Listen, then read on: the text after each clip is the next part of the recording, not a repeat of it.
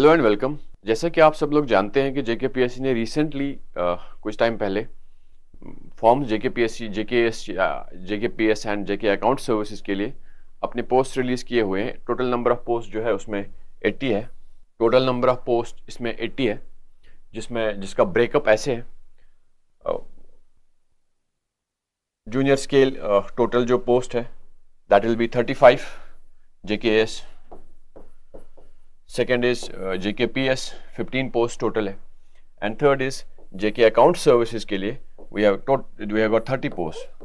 Total number of post जो अभी जिसका एडवर्टीजमेंट हुआ है that is 80 और जो टेंटेटिव डेट JKPSC ने एग्जाम के लिए दिया है that is 30th November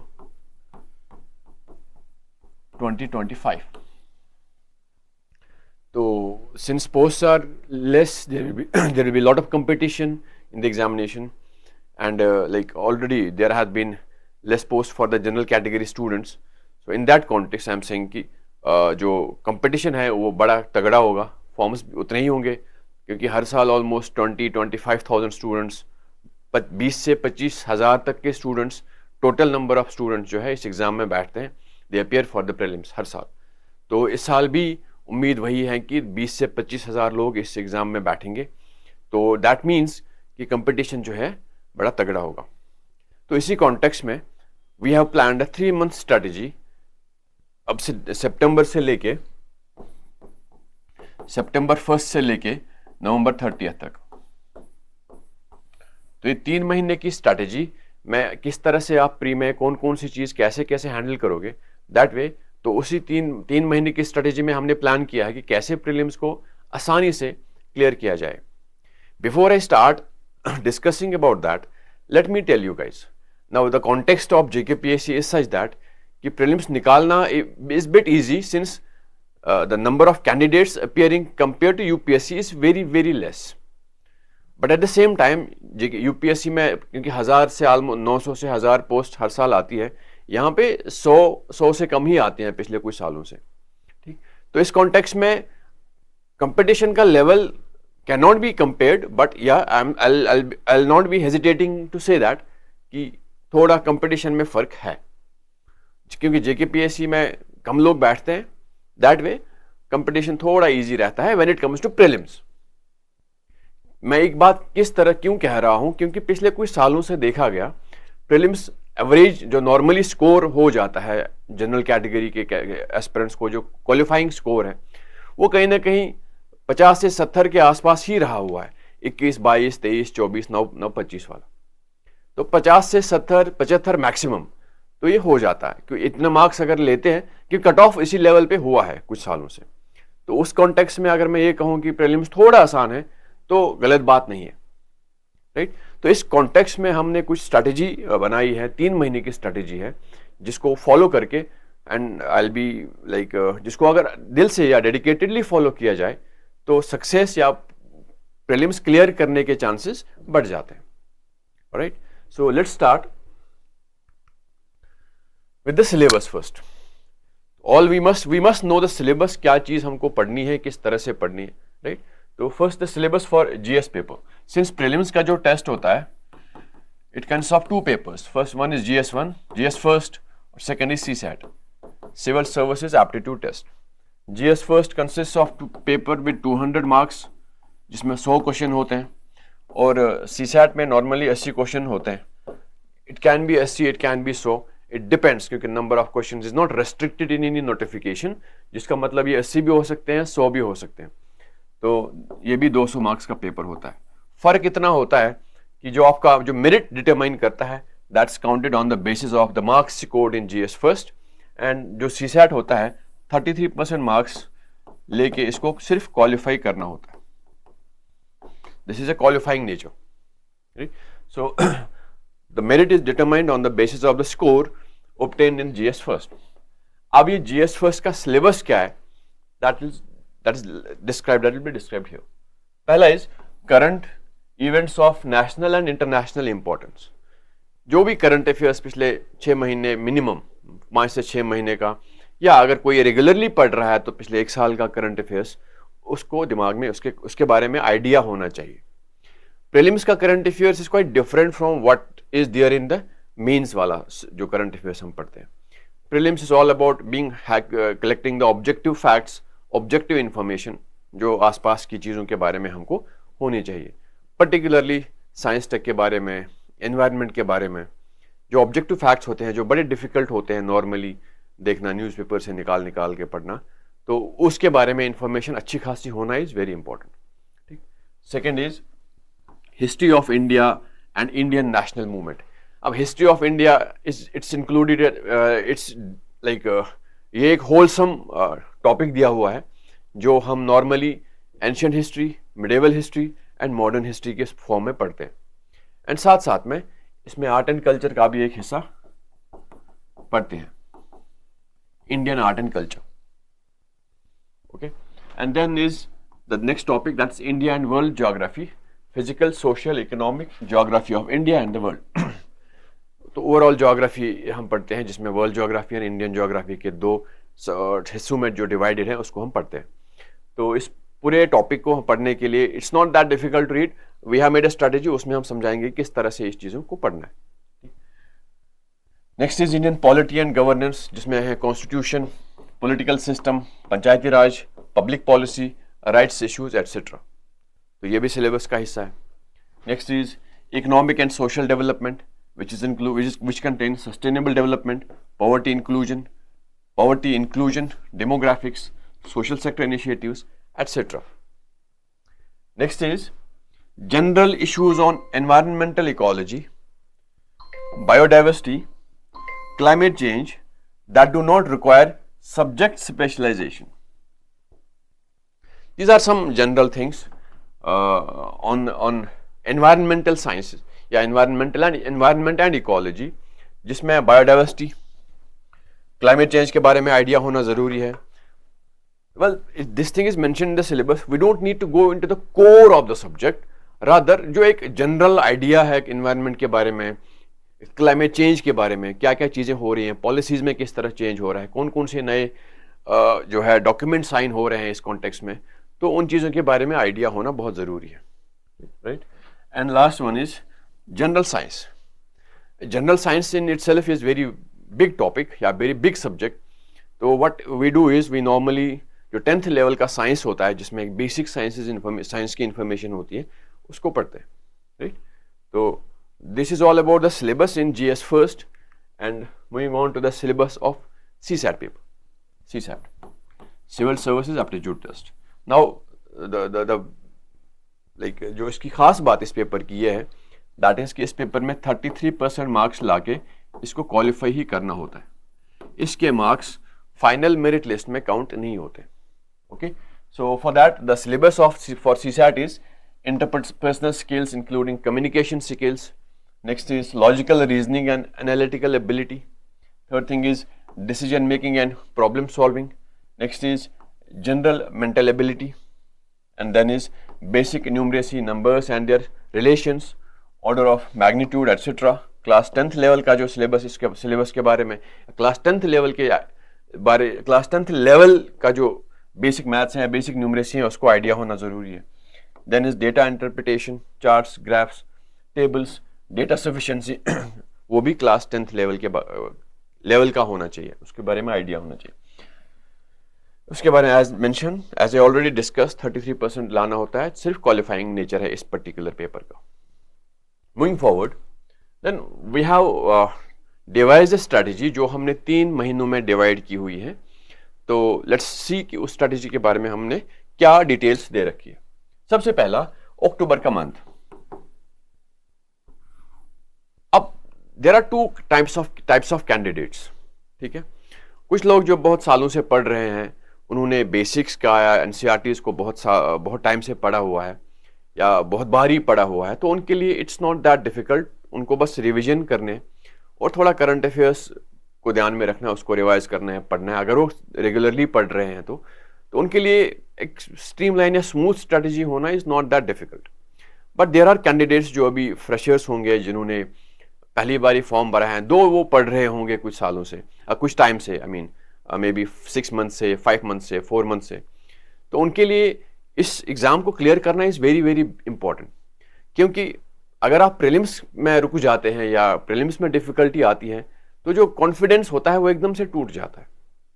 तो that way clearing prelims is very very important for those guys who are very fresh, जिन्होंने कुछ टाइम पहले ही से जो तैयारी स्टार्ट की हुई है, और जो सीनियर्स हैं या जो वेटरन्स हैं जो इस एग्ज़ाम में बैठते हैं, जिन्होंने इंटरव्यूज़ भी दिए हैं या जो मेंस रेगुलरली लिखते हैं, उनके लिए भी अगर वो इस साल फाइनली इसको टारगेट कर रहे हैं, इसको निकालने की कोशिश कर रहे हैं, तो prelims must not become a hurdle.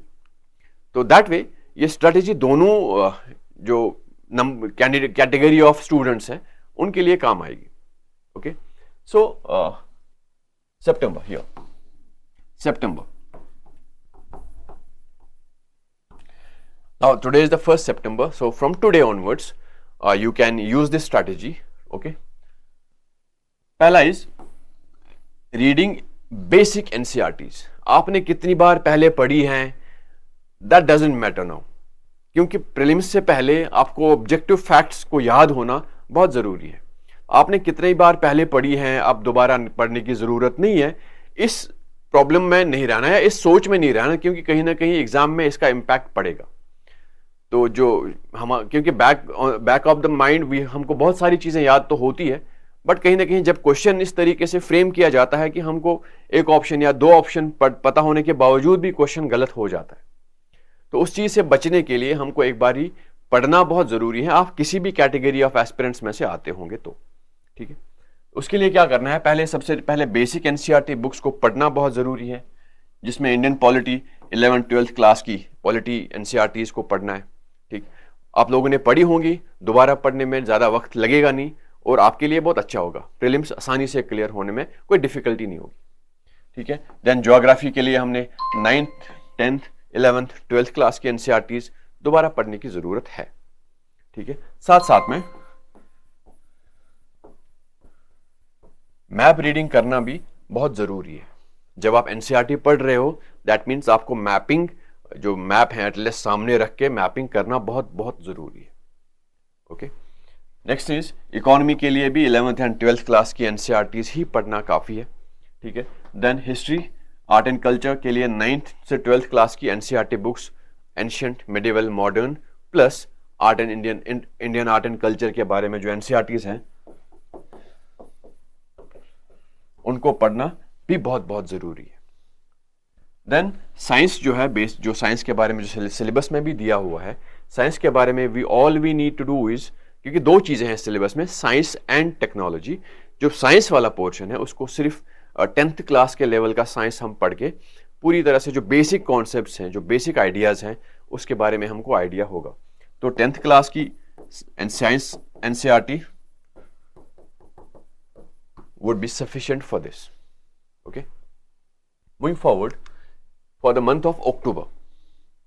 तो अक्टूबर में हम क्या करेंगे, ये हम जो ये वाला पोर्शन है, सितंबर में हम बेसिक्स क्लियर करेंगे। ठीक है। अक्टूबर में what we will do is we will move on for the next step, जहां पे हम रेफरेंस बुक्स पढ़ने की कोशिश करेंगे, क्योंकि NCERTs are always not sufficient enough to clear the exam, but they are very very important but not sufficient. तो sufficiency को फुलफिल करने के लिए we have to read some reference books as well. So for that, तो Indian polity जो one of the major portions of the syllabus में है, क्योंकि हर साल 15 से 17, 12, 15, 17 क्वेश्चंस कहीं ना कहीं प्रीलिम्स में पॉलिटी से आते ही आते हैं। तो वो पॉलिटी के बारे में आइडिया, वो उन क्वेश्चंस के बारे में प्रॉपरली आइडिया हो, हम मैक्सिमम वो 15-17 में से अटेम्प्ट करें और उनको सही करें। फॉर दैट कॉन्टेक्स्ट या उस केस के लिए हमको रेफरेंस बुक पढ़ना बहुत जरूरी है।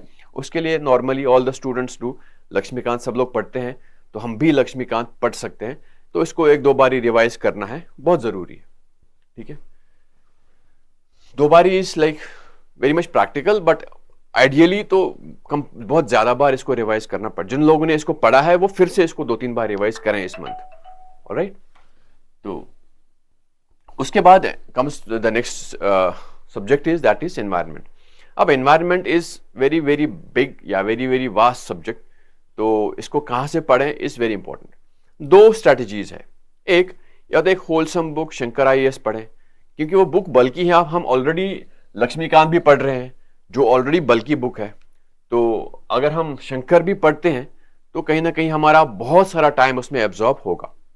तो नेक्स्ट थिंग इसमें हम क्या कर सकते हैं, 12th क्लास की बायोलॉजी की बुक में बेसिक इकोलॉजी के कॉन्सेप्ट्स है या 4 चैप्टर्स उसमें दिए हुए हैं लास्ट के, जिसमें इकोलॉजी को अच्छे से समझाया गया है। बेसिक इकोलॉजी जो है समझाया गया है उसमें, हम वो पढ़ के, वो इस बेसिक इकोलॉजी वहां से पढ़ के उसको कंप्लीमेंट करंट अफेयर से कर सकते हैं।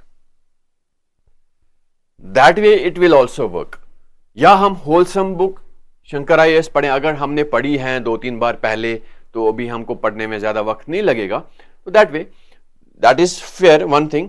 बट जो नए लड़के हैं जिनको बड़ी डिफिकल्टी हुई है, जिन्होंने एक बार ही पढ़ी है, उनको समझ में नहीं आया है, क्योंकि बड़ी ऑब्जेक्टिव किताब है, उसको याद रखना इतना आसान नहीं है 1 या 2 बार ही पढ़ के, इसको कम से कम 5 से 6 बार पढ़ना पड़ेगा।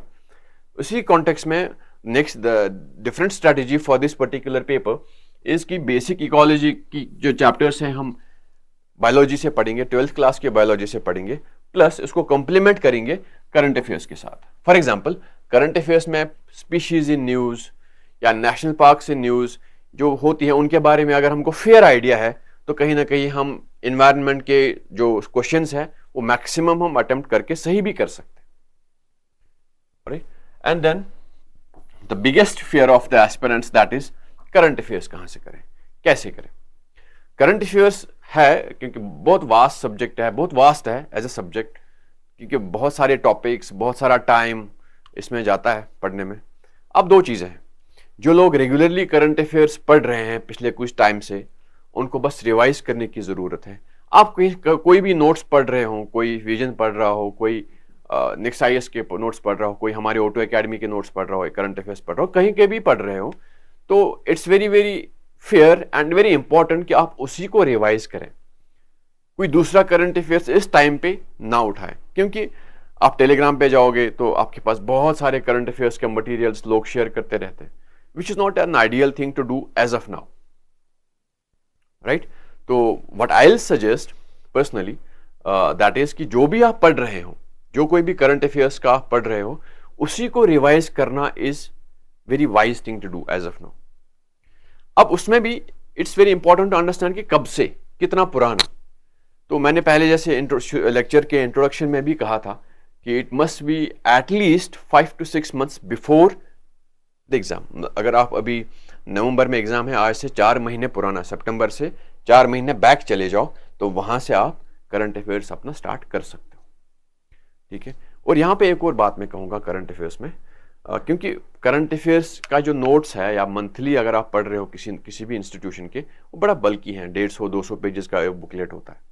तो अगर आप 6-7 महीने के पढ़ रहे हैं तो 7 बुकलेट्स हो जाएंगे। उसमें आप कैसे कर सकते हो कि जो प्रीलिम्स स्पेसिफिक करंट अफेयर्स है उसी पे फोकस करके आप बहुत सारा काम अपना कम कर सकते हो, आप बहुत सारा टाइम भी बचा सकते हो उस कॉन्टेक्स्ट में। राइट, तो आप ऑब्जेक्टिव, क्योंकि prelims is all about being very objective, carrying much more objective information जो आप यूज कर सकते हो अपने ऑप्शंस ढूंढने में, क्योंकि MCQ करना होता है हमको, वहां ज्यादा सर्टेनिटी चाहिए होती है हमको। तो उस कॉन्टेक्स्ट में we need to carry more and more updated objective information. उसमें हम क्या कर सकते हैं कि जो हम करंट अफेयर्स के बुकलेट्स पढ़ते हैं, उस बुकलेट्स में हम जो प्रीलिम स्पेसिफिक ऑब्जेक्टिव फैक्ट्स आपको लग रहे हैं, सिर्फ उन पे फोकस करें। मेंस के टॉपिक, एनालिसिस के टॉपिक, उनको छोड़ दें, क्योंकि प्रीलिम्स का टाइम है, उनकी आने की जो पॉसिबिलिटी है वो बहुत कम है, तो उसको छोड़ सकते हैं। उसकी वजह से हम अपना टाइम भी, और जो रिवीजन करने के लिए हमको टाइम चाहिए होता है, वो भी हम बचा सकते हैं। Alright, then moving on to the month of November.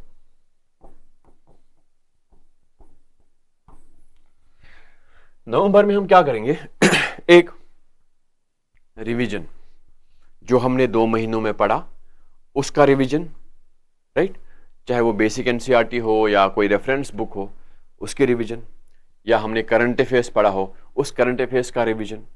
Right, second test देना, क्योंकि टेस्ट देना इज वेरी वेरी इंपॉर्टेंट कि आप एग्जाम माइंडसेट से प्रिपेयर हो रहे हो, आप टेस्ट दे दो और टेस्ट से एनालाइज करो कि कहां कहां पे दिक्कत आ रही है, कौन कौन सी एरिया पे मुझे ज्यादा रिविजन्स करने की जरूरत है। तो what I personally suggest is do not go for more sectional test, rather जो फुल लेंथ टेस्ट है उस पर फोकस करें। उससे क्या होगा, आप होलसम अपनी तैयारी को देख सकते हो। सेक्शनल टेस्ट दो, क्योंकि क्वालिटी ऑफ क्वेश्चंस उसमें उतना अच्छा नहीं होता है, क्योंकि सेक्शनल टेस्ट में एक पर्टिकुलर सब्जेक्ट में 100 question banana is very difficult for, क्योंकि वो भी नए क्वेश्चंस, मे बी पुराने हो कहीं से हम कर रहे हो तो दैट इज डिफरेंट। नए क्वेश्चंस, नए करंट अफेयर्स के पैटर्न पे, तो it's very difficult for the institutions as well. तो कोशिश करो कि फुल लेंथ टेस्ट में ही अपीयर हो, ताकि आपकी तैयारी को या प्रिपरेशन को होलसमली आप देखो रहो, और कहीं कहीं किस सब्जेक्ट में कहाँ प्रॉब्लम है वो भी आइडेंटिफाई हो जाती है। ठीक है, don't go for too many sectional test, rather appear for like sectional भी दे दो, एक एक सेक्शनल दे दो, और ज्यादा से ज्यादा कोशिश करो कि फुल लेंथ टेस्ट में आप अपीयर हो रहे हो। और सबसे इंपॉर्टेंट चीज, वो 2 घंटे जब आप टेस्ट दे रहे हो, नॉर्म होता क्या है, मैंने बहुत बार ही देखा है कि most of the students who appear for the test they just try to finish it as soon as possible and just test खत्म करते ही निकल जाओ, which is not a right strategy. आपको वो 2 घंटे एग्जाम में भी देने हैं, भले ही आप 1.5 घंटे में पेपर खत्म करो, आपको 2 घंटे वहां बैठने हैं। तो कोशिश करो कि वो 2 घंटे का इस्तेमाल आप बहुत वाइजली करें, आप सीखें कि 2 घंटे में मुझे क्या क्या करना है, स्ट्रैटेजी डेवलप हो जाएगी। आपको पेपर एटलीस्ट क्वेश्चन पेपर 2 से 3 बार पढ़ने की जरूरत है, राइट। तो वो 2 घंटे का इफेक्टिव इस्तेमाल करना बहुत जरूरी है, बहुत की है। छोटी छोटी चीजें हैं जो एग्जाम स्पेसिफिक है और हमको बहुत काम आती है later, right. And then for revising current affairs, मैंने जो पहले ही बोला कि फोकस जो होना है वो पॉइंटर्स पे होना जरूरी है, क्योंकि प्रीलिम्स वाला सब्जेक्ट या प्रीलिम्स का नेचर जो है वो बड़ा ऑब्जेक्टिव है, और साथ साथ में जेकेपीएससी भी फोकस्ड है कि वो ऑब्जेक्टिव इन्फॉर्मेशन टेस्ट करती है इस एग्जाम में। तो आप भी वो ऑब्जेक्टिव इन्फॉर्मेशन कैरी करें, तो उस कॉन्टेक्स्ट में रिवीजन भी उसी तरीके से हो, या हमने पढ़ा भी उसी तरीके से हो, राइट। तो ये 3 महीने की स्ट्रैटेजी है, 3 महीने इज मोर देन इनफ। तो आई कैन अश्योर यू, अगर आप 3 महीने में ये सब चीजें कर रहे हैं, तो आई डोंट सी कि आप प्रीलिम्स में किसी तरह प्रॉब्लम का शिकार हो सकते हैं। That's all for today, thank you very much guys.